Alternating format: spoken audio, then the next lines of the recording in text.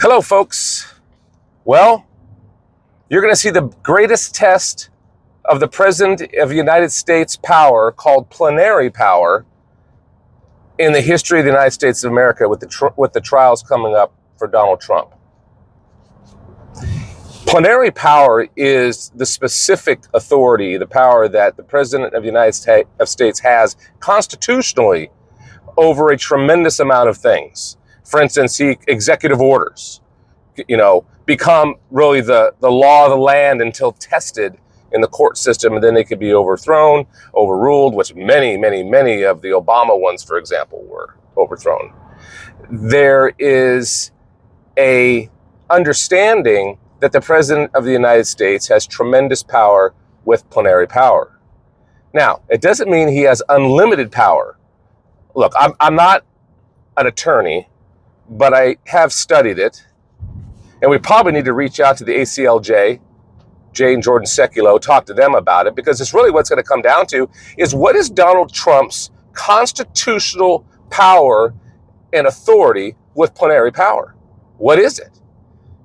Is it true that as soon as he walks out of the White House with those documents, the assumption is that he has made those no longer top secret?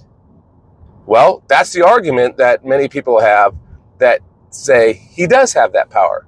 Now, history teaches us that when plenary power was tested in the past, that it is not an absolute power. There is the ability of the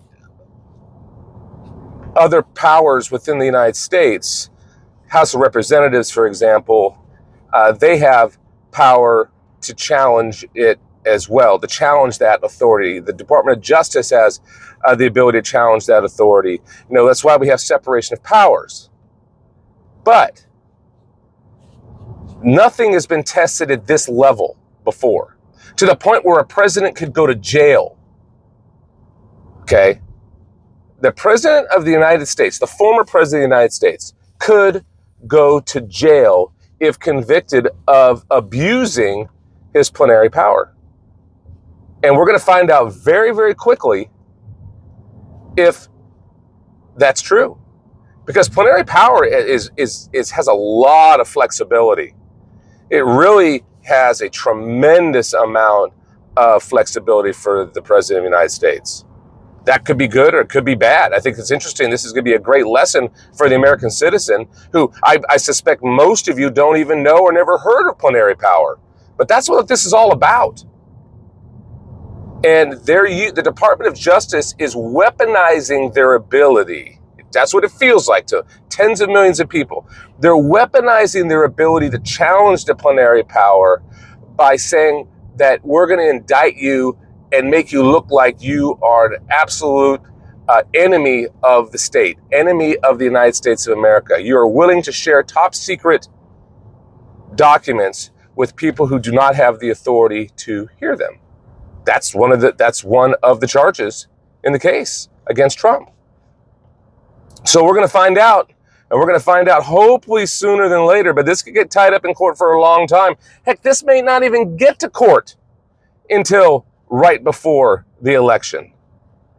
So the strategy here, it seems, by the Democrats and by those in the deep state, is they're weaponizing the ability to challenge plenary power that Donald Trump has and see if he has overstepped those bounds. Now, really, there's no precedent to say, if he did. Here's the argument. Trump goes, well, hey, I have plenary power. Everything I have, just by me having it in Mar-a-Lago, for example, it is no longer top secret, classified. That's an argument. And that is one of the arguments that's going to be there, and that's going to test plenary power, because this is unprecedented territory. Because look at Joe Biden as a VP. He has no plenary power, none at all. Pence also had documents, no plenary power at all. The only way that I could even twist in my mind that they could have those documents is that President Trump declassified them for them to have, okay? For example, when it comes to Pence, and that Obama did for Biden. That's the only thing I can think of. Other than that, they have broken federal law, and they should definitely be indicted and go to court and could face prison time. That's the unequal side of the justice that people are talking about. It doesn't make any sense. The world is upside down. How is it on one end a president who has plenary power? Yes, you can challenge it, but weaponizing those charges to the point that you're saying he's an enemy of the state, that's going way deep. That's because they hate him and they don't want him to run and they're afraid of him. They're scared to death that Trump could get back in. That's a fact. Now you look at two VPs I just talked about, they got documents all over the place and nothing happens to them. That's going to be an interesting thing to look at. We'll see, folks.